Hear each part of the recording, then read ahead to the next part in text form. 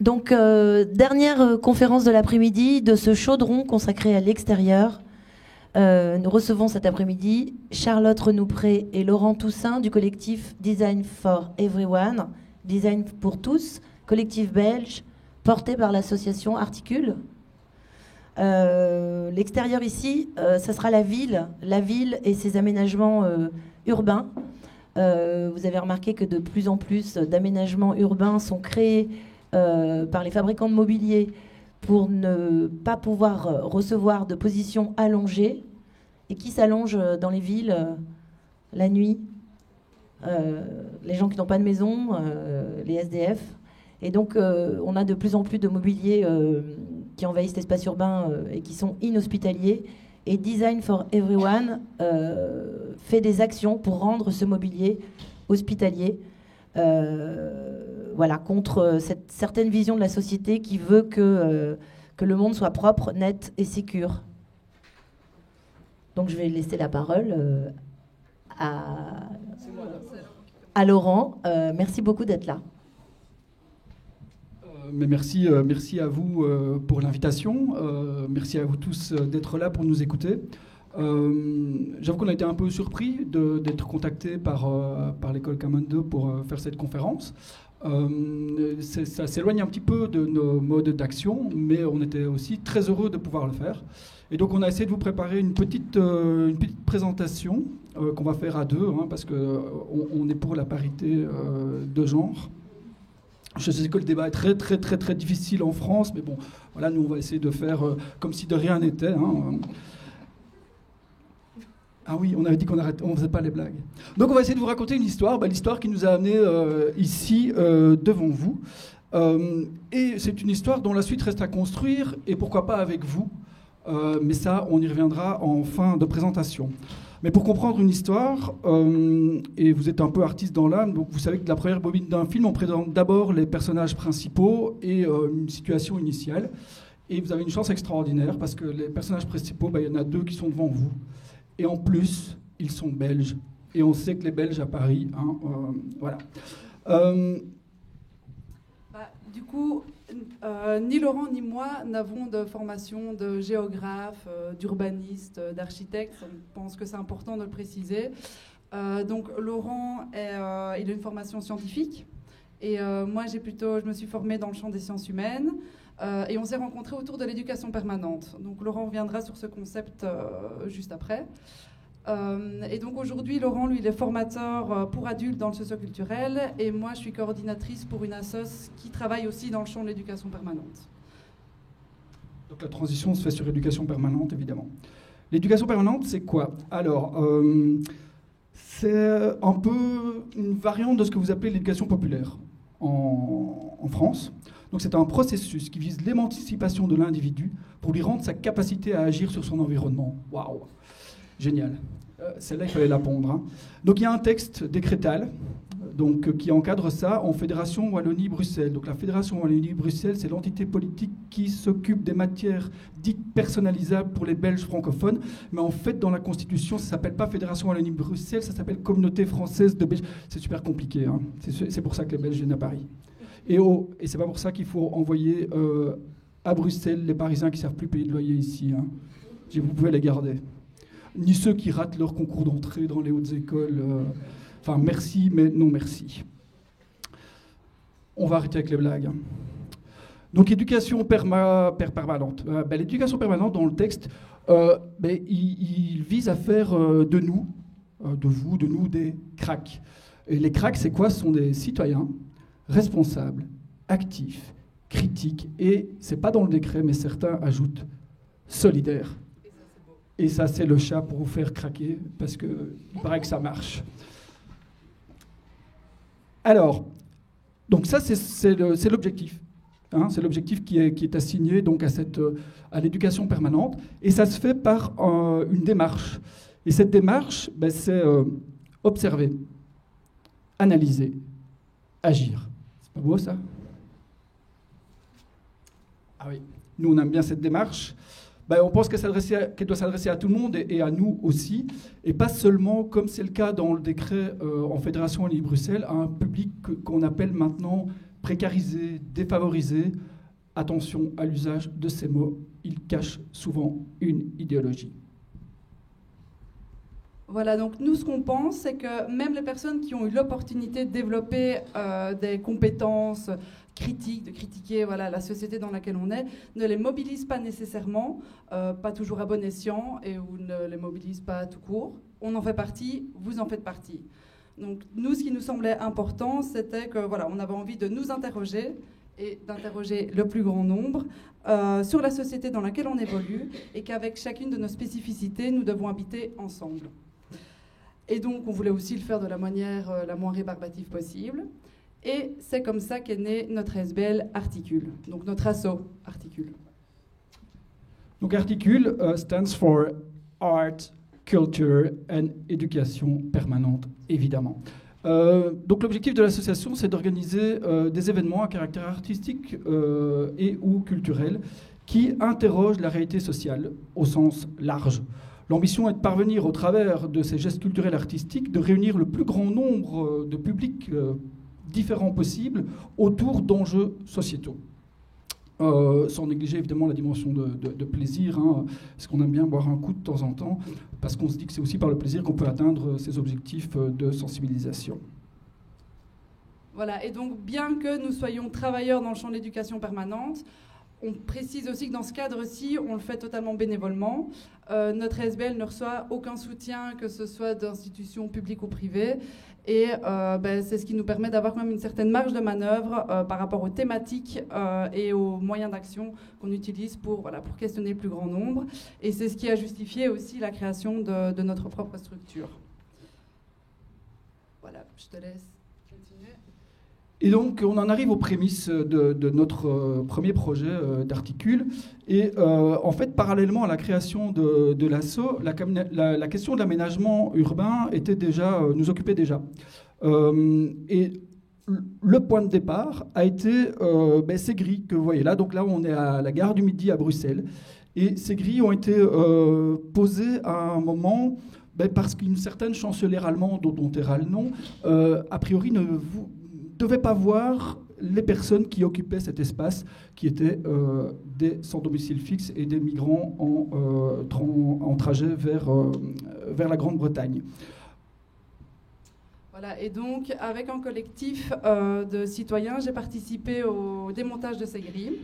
Donc là, que vous pouvez voir là. Donc on a démonté les grilles et ce qui s'est passé, c'est que quelques jours plus tard, elles ont été remontées. On les a replacées sans que la population s'émeuve ou ne s'approprie le questionnement, si ce n'est les 20 militants qui avaient participé à l'action, on appelle aussi chieurs de service. Et donc là, avec Laurent, on s'est dit, on a loupé quelque chose. Si on veut que les médias et l'opinion publique et les citoyens en général se saisissent de cette question, donc de la question spécifique des sans-abri et des personnes qui habitent l'espace public mais qui sont chassées de cet espace public, et la question plus large du caractère démocratique ou non de l'espace public, il faut qu'on agisse autrement. Et c'est comme ça qu'est né Design for Everyone. Ce qui ne nous a pas empêché de redémonter les grilles. Donc en fait, la vidéo, c'est le deuxième démontage des grilles. Donc c'est donc bien la question de l'aménagement de l'espace public qui est au cœur de notre projet Design for Everyone. Et donc, pour lancer le projet, la première chose qu'on a fait, c'est de poser un regard différent sur l'aménagement de cet espace public. Et donc on est arrivé à certains constats. Et donc là, les photos que vous allez voir, c'est Bruxelles. Donc ici, nous avons ce qu'on appelle un assis debout, mais il est assez particulier, celui-là, parce qu'il est encore plus inconfortable que d'autres. C'était pendant tout un temps la seule possibilité de s'asseoir dans cette station de métro bruxelloise. Là, on a des plots en face d'une banque dont on ne sait pas vraiment quelle est l'utilité, si ce n'est empêcher de se poser devant la fenêtre de la banque. Ou de la rendre plus jolie. Ici, un autre exemple de grille. Donc, on est aussi là sur les chemins de fer belges. Donc, c'est une gare, la gare de Bruxelles-Chapelle, dont vous voyez que cet espace a été graffité, tagué et était aussi occupé. Et donc, il a été fermé pour en faire un parking de vélo il y a 5 ans. Et voilà, vous voyez qu'il y a beaucoup de vélos. Ici, on retrouve les assises individuelles, donc qui ont effectivement la caractéristique de rendre impossible le fait de se coucher. Il y a d'ailleurs quelques jours, on prenait le métro à Bruxelles en soirée, on s'est rendu compte qu'effectivement, il y a encore quelques stations de métro où il y a des banquettes où c'est possible de s'asseoir et de se coucher. Et du coup, ces banquettes étaient utilisées par des sans-abri qui se couchaient, et pas les assises individuelles. Donc, si simplement, autre exemple, hein, où évidemment, c'est évidemment seulement le design qui importait et pas du tout le fait de ne pas pouvoir se coucher.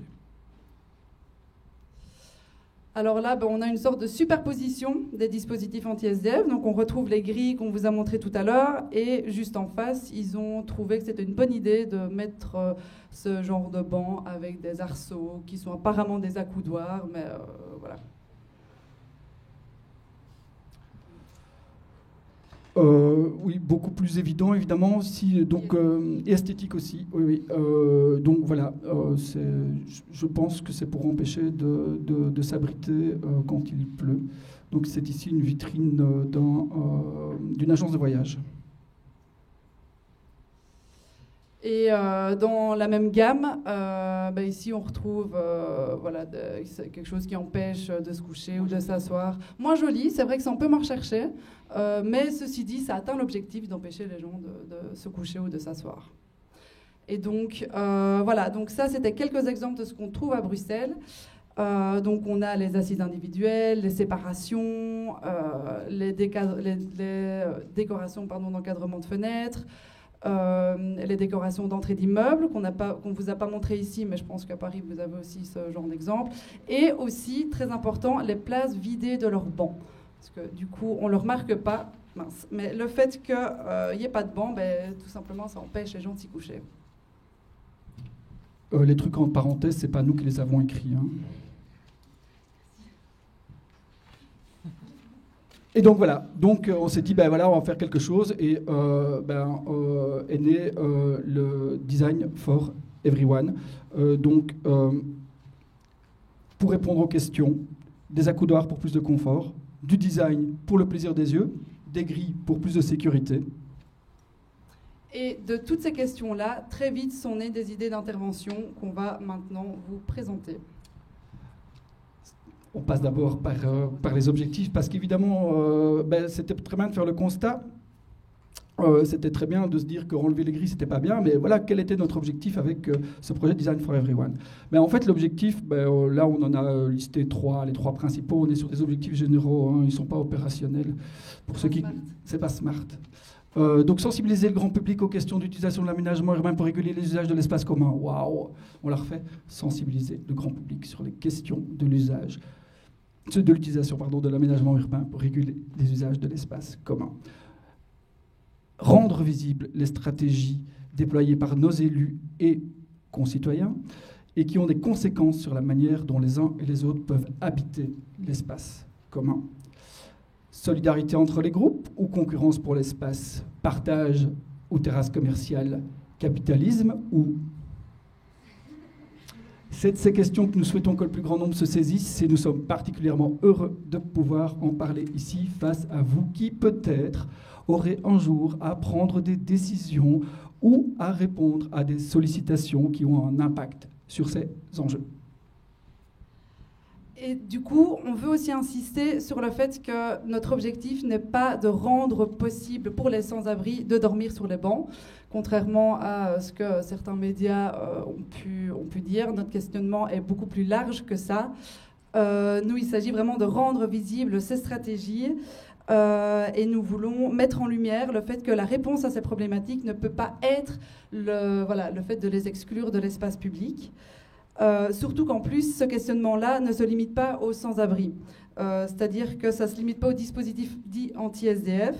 Même si les populations les plus pauvres sont plus souvent impactées par ce type d'aménagement, ce ne sont pas les seuls. Il y a aussi les jeunes, les vieux, les personnes handicapées, les femmes enceintes, nous, vous. Voilà, ça concerne tout le monde. Et c'est vraiment ça qui est important de dire. Et on en arrive à la première intervention. Enfin. Alors l'idée de départ d'Articule, c'était de faire appel à même peut-être des gens comme vous, plutôt des artistes, des designers, etc., qui devaient eux faire, nous on posait le cadre et c'était eux qui devaient faire les interventions. Il se fait qu'on a eu du mal à convaincre des gens de nous accompagner dans ce projet et que par un peu opportunité, on nous a demandé à un moment, dans l'urgence, de monter une intervention. Et donc on l'a fait. Et donc on l'a fait nous-mêmes en se disant, tiens, on va faire une première intervention, et puis ça donnera peut-être des idées à des architectes, des designers, etc., de vouloir intervenir comme nous dans l'espace public. Et comme nos capacités techniques sont assez limitées, on s'est dit, tiens, ce banc à arceaux, là, c'est pas mal. On va se faire une petite structure. Non, c'est pas grave, on va se faire une petite structure et on va la déposer. Il se fait que malheureusement, cette photo est fausse parce que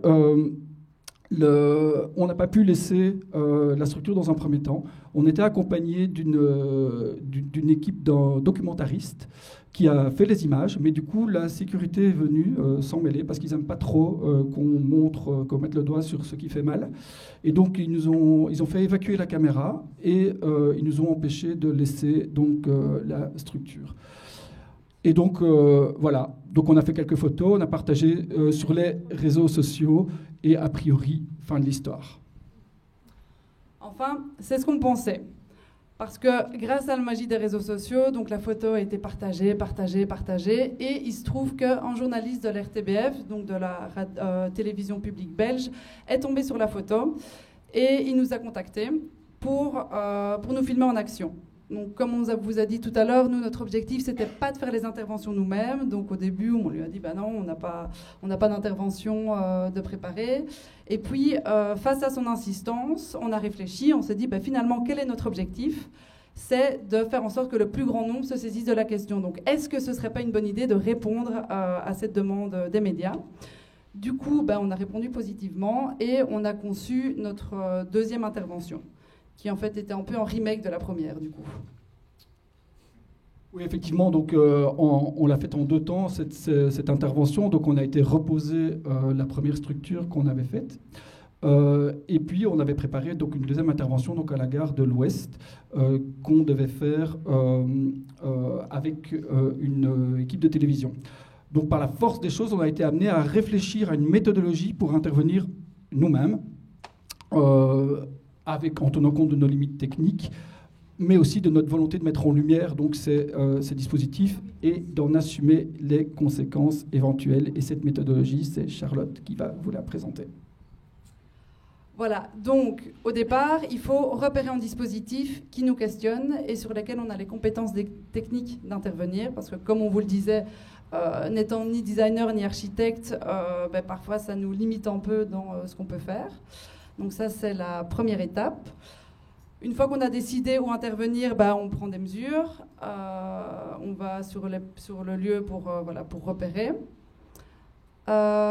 Et ensuite, on imagine le type de dispositif qu'on va pouvoir déposer. Et là, on a dû réfléchir à nos critères de sélection. Et donc, les critères, c'était rendre visible le caractère excluant d'une manière ou d'une autre, faire en sorte de ne pas abîmer le matériau, de ne pas abîmer le matériel public, et donc possibilité d'attacher la structure, donc pour faire en sorte que ce soit pas dangereux pour les différents usagers, et puis que ce soit pas trop moche quand même. Donc voilà, on imagine, et ensuite on imagine la structure, les détails techniques en prenant en compte la loi de l'emmerdement maximum. Donc c'est-à-dire que même si on n'attache pas les structures, on a envie de faire en sorte qu'elles restent un petit peu. C'est ça, l'emmerdement maximum. Pour une fois que ça ne sert pas à les manifestants.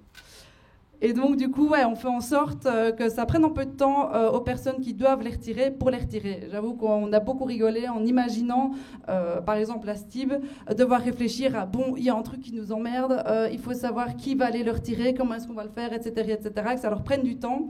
Et donc, en fait, finalement, c'est aussi une manière de conscientiser ces travailleurs de la STIB sur le type de dispositif qu'il y a dans la gare.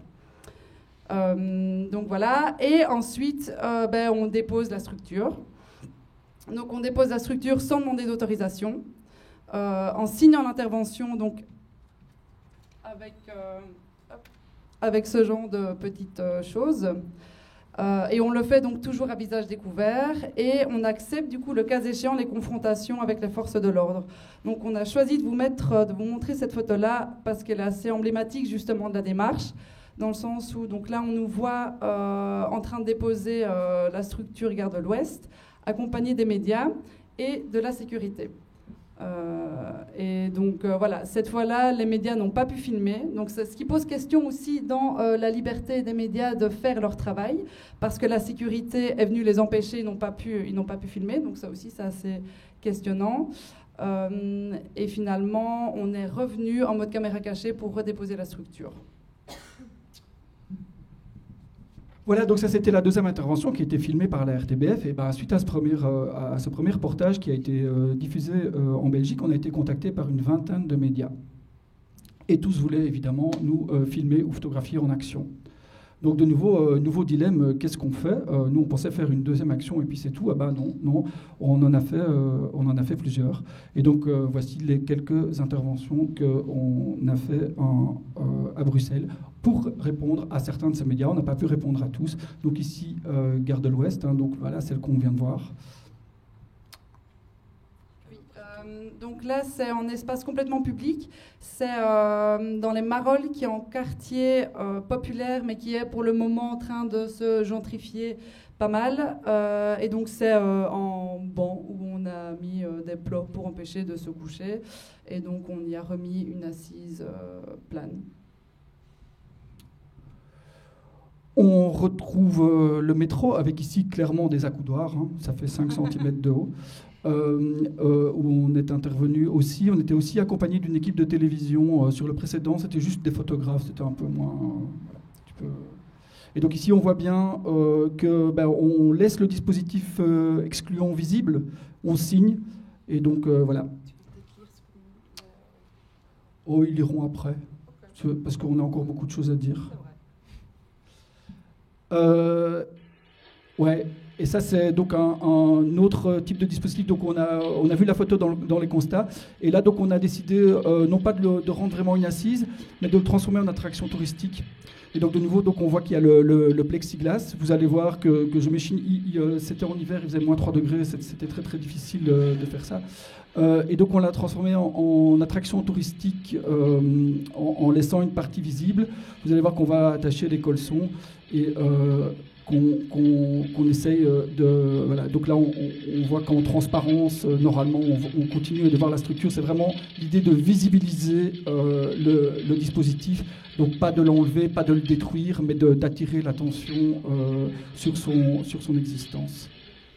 Donc là, je réclame des colsons pour la loi de l'emmerdement maximum. Et on a essayé de...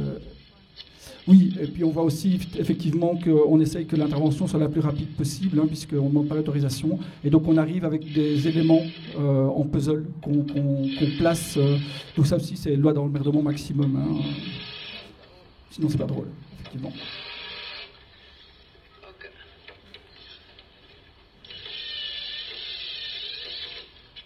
Et donc c'est un patrimoine de l'inhumanité.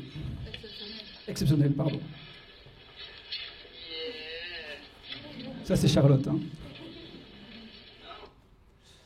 Et donc, cadeau pour vous, les médias. Les médias, donc on vous a mis une série de médias, parce qu'en fait, c'est vraiment... sans les médias, en fait, notre projet n'aurait sans doute jamais existé. Et donc, on s'est posé la question, qu'est-ce qu'on fait? Parce que les médias nous ont quelque part utilisés, mais on a utilisé les médias. Donc voilà, c'est un truc, on ne serait pas ici s'il n'y avait pas eu le relais médiatique, clairement. Hein, la vidéo de Brut a fait 850 000 vues. Brut n'est pas venu, hein, ils ont juste repris les images de la RTBF. Donc voilà, le projet en fait, il n'existerait pas sans les médias. Et vu que notre objectif c'est la sensibilisation, on s'est dit ouais, ok, on va jouer ce jeu-là. Bon, alors on pourrait en dire beaucoup sur les médias, c'est pas l'objet de cette conférence, mais voilà, ça reste quand même quelque chose de questionnant, hein, notamment cette histoire de caméra cachée qui est ridicule. Hein, mais bon, voilà. Et donc ça c'est le dernier, donc Ouzbek et Rika, qui eux se sont déplacés pour venir faire une longue interview de nous. Et donc, merci aux médias qui ont fait vivre ce projet. Parce qu'il faut être honnête, hein, les structures qu'on dépose, on le fait à titre gratuit. Pourtant, en fait, les récipiendaires, ils n'en veulent pas, ils les enlèvent tout de suite. Donc, elles ne restent pas très très longtemps. Et une question qu'on nous a souvent posée, c'était du côté des réactions. Donc évidemment, lors de chaque passage médiatique, on a fait attention aux réactions à la fois sur notre page, mais en même temps sur la page des médias, voir un peu ce que les gens pensaient de ce qu'on faisait, parce que c'est ça aussi l'objet de notre démarche. Donc vous pourrez voir quelques extraits là derrière. Globalement, on a pu identifier 3 types de réponses. On n'a pas fait une étude scientifique, mais voilà. On peut globalement dire qu'il y a 3 types de réponses. Donc il y a d'un côté les personnes qui nous félicitent de permettre à nouveau aux sans-abri de dormir sur les bancs. Ouais. D'un autre côté, il y a les personnes qui nous suggèrent d'accueillir les sans-abri chez nous plutôt que de leur permettre d'à nouveau dormir sur les bancs. Chouette type de réaction aussi. Et puis, un 3e type de réaction, c'est les gens qui, du coup, pour qui notre questionnement et notre démarche a permis de se rendre compte que l'aménagement de l'espace public a un impact sur la manière dont on peut ou pas en profiter, dont on peut ou pas l'habiter, et que certaines catégories de personnes sont peut-être plus sujettes et qu'elles sont... Non, mais voilà, mais que certaines catégories de personnes, comme elles habitent dans l'espace public, du coup, les conséquences sont peut-être plus visibles pour elles. Et par ailleurs, on a été contacté par quelques personnes qui avaient envie d'approfondir le questionnement avec nous et de se mettre en action avec nous. Donc notre objectif aussi de faire en sorte que ce soit plus juste nous qui interviennent a aussi été atteint parce que ces personnes, il se trouve que c'était des architectes, des designers, il y avait aussi des étudiants, notamment des étudiantes en droit par exemple, qui elles s'intéressaient plutôt à l'aspect des obéissances civiles et à l'aspect juridique. On a des étudiants plutôt en architecture aussi qui font leur TFE et leur doctorat sur notre démarche. Donc ça permet vraiment de relier aussi la théorie à la pratique. On a aussi été contacté par des habitants d'autres villes, Liège, Paris, Marseille, pour savoir si on pouvait faire des interventions chez eux ou s'il y avait la même chose chez eux. On ne savait pas leur répondre. On leur répondait qu'ils pouvaient le faire eux-mêmes. Hein. Qu'en fait, nous, on est à Bruxelles, mais il n'y a pas du tout de plagiat. Hein. Vous pouvez reprendre le nom Design for Everyone. On peut même vous envoyer tous les logos. Là, on vous a expliqué comment on faisait. Allez-y, on ne se sent pas dépositaire d'une marque, d'une démarche, d'une manière de faire. C'est libre de droit. Complètement. D'ailleurs, c'est marqué. Hein, même ça, c'est sous licence Creative Commons. Hein. Par contre, on a répondu positivement à 2 invitations, enfin non, 3, celle-ci c'est la 3e. La première, c'était déjà Paris, parce qu'on est déjà venu à Paris. On est venu à Paris, c'était le 13 février pour la cérémonie des Pics d'Or. Et donc, vous avez entendu parler de la cérémonie des Pics d'Or ? Oui. Donc, voilà, on a été invité par la Fondation Rabaudouin à parler de notre... Fondation Abbé Pierre, pardon. Ça, c'est le côté belge qui revient. Et donc, voilà, c'était la remise des prix. Ni vu, ni connu, par exemple, était donc le prix du dispositif le plus fourbe. Il y avait 8 catégories, je pense. Autre exemple ici, le prix du dispositif le plus agressif. Et ces petits salopards de la Fondation Abbé Pierre nous ont lancé un défi à distance. Donc ils nous ont envoyé une photo de Google Maps d'un dispositif. C'est un des dispositifs qui a gagné un prix. Ça, c'était le prix de « Faites ce que je dis, pas ce que je fais », puisqu'il était marqué « Ouvert à tous », un truc une maison médicale. Mais en fait, sur leur devanture, il y a un dispositif qui empêchait certaines personnes de s'y allonger. Et donc, sur base de cette photo et de quelques mesures, on a bricolé dans notre cave. Et évidemment, c'était le dispositif le plus grand qu'on ait jamais construit et qu'il a fallu, merci au Thalys, prendre en train pour le déposer dans votre si belle ville de Paris. Et donc on switch directement à la deuxième invitation, donc toujours en France. On a été à Lyon, c'était à l'invitation des Robins des Villes, qui est une assoce qui travaille dans le champ de l'éducation populaire et qui questionne le droit à la ville. Qui a une antenne à Paris d'ailleurs. Qui a une antenne à Paris, d'ailleurs, je le dis pour le micro. Et donc cette assoce, il y a principalement des travailleurs qui qui ont des diplômes d'urbanisme et de géographe.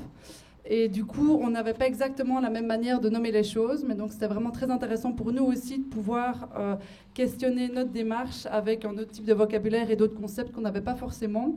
Surtout à Lyon, qui est apparemment une ville précurseuse dans la politique de prévention situationnelle. D'ailleurs, joli concept. Et donc, qu'est-ce qu'on y a fait à Lyon? On a participé à un événement qui était appelé la ville inhospitalière. Et c'était une journée d'occupation d'une place publique dans laquelle on mêlait action et théorie et discussion avec différents autres collectifs français. Et donc, nous, notre contribution à cet événement, elle était triple. Donc, on a à la fois partagé notre réflexion et notre mode d'action avec les autres collectifs et les personnes qui passaient. On a aussi présenté une partie de notre exposition, donc ça, on ne vous en a pas encore parlé parce qu'en 40 minutes, voilà, on n'a pas le temps de tout expliquer. Mais en gros, on a demandé à 2 photographes bruxelloises de proposer leur regard sur l'aménagement urbain à Bruxelles. Et donc, elles ont proposé une sorte d'état des lieux et ça fait en tout 120 photos. C'est une exposition qu'on a programmée déjà plusieurs fois à Bruxelles. Et là, on est parti avec une partie de notre expo. Et l'idée, c'était qu'à Lyon, les bénévoles des Robins fassent la même chose et que nos 2 expositions puissent se répondre. Donc ça, c'était assez sympa. Et puis, on a aussi mis en pratique le processus et notre manière d'intervenir dans l'espace public. Donc, comme pour la Fondation Abbé Pierre, ils nous ont envoyé en amont des photos. Donc, on voit directement qu'ils sont géographes et qu'ils utilisent d'autres techniques pour pouvoir nous envoyer les mesures. Et donc, voilà, on a reçu ça. On a imaginé l'intervention. Laurent a fait un joli petit plan. Et puis, on a construit sur place avec la BRIC, donc la brigade de construction collective, et les personnes qui passaient par là. Donc, c'était vraiment l'idée de construire plus collectivement, et puis on a été déposer la structure tous ensemble. Et jusqu'à ce jour, ça reste une des plus jolies réalisations qu'on ait faites, et aussi celle qui est restée la plus longtemps, parce qu'elle est restée au moins une semaine, il me semble. Donc, on est assez contents. Bon ben voilà, Lyon, c'était notre dernière intervention en date avant cette conférence. On est en questionnement permanent autour du projet et notre souhait de ne pas en rester à la sensibilisation, même si en soi on trouve que cet objectif est vraiment digne à atteindre, que nos actions ont créé par contre des attentes auxquelles on veut essayer de répondre, et ce sera peut-être grâce à certains d'entre vous, puisque l'idée c'est notamment d'avoir cette réflexion avec des gens qui sont déjà des professionnels ou qui le seront. C'est une des manières peut-être de prolonger. Et donc aujourd'hui, le collectif a évolué suite à nos rencontres. On travaille plus souvent avec des assos, avec des plateformes, parce que l'idée c'est aussi de faire en sorte que ce questionnement, ça rencontre le plus grand nombre. Et ça fait un petit temps qu'on n'a plus intervenu comme ça dans l'espace public. On planifie de le refaire, mais on planifie aussi de faire un autre type d'action qui permettent de nouveau de toucher le plus grand nombre. Donc c'est bien aussi ce qu'on vous disait au début. On fait aussi partie du processus et voilà, nos modes d'action évoluent avec le temps parce que le regard qu'on pose sur l'espace public évolue aussi avec le temps. Donc tous les constats qu'on pose aujourd'hui, on ne les avait pas forcément il y a 2 ans quand on a commencé à faire ce type d'action. Donc, comme Charlotte l'a évoqué brièvement tout à l'heure, il y a des travaux académiques qui sont en cours. Pour nous, c'est encourageant, évidemment, que cette question vive aussi de manière académique, puisqu'on souhaite que la théorie puisse nourrir l'action et vice-versa. Et c'est la raison pour laquelle on imagine avoir organisé des journées de rencontres entre différentes personnes et disciplines autour de cette question. Milieu académique, artistique, social, culturel, militant, activiste, pour faire des moments de réflexion, d'échange, de découverte et de fête, évidemment. Et pour y parvenir, toutes les énergies sont les bienvenues, et pourquoi pas les vôtres.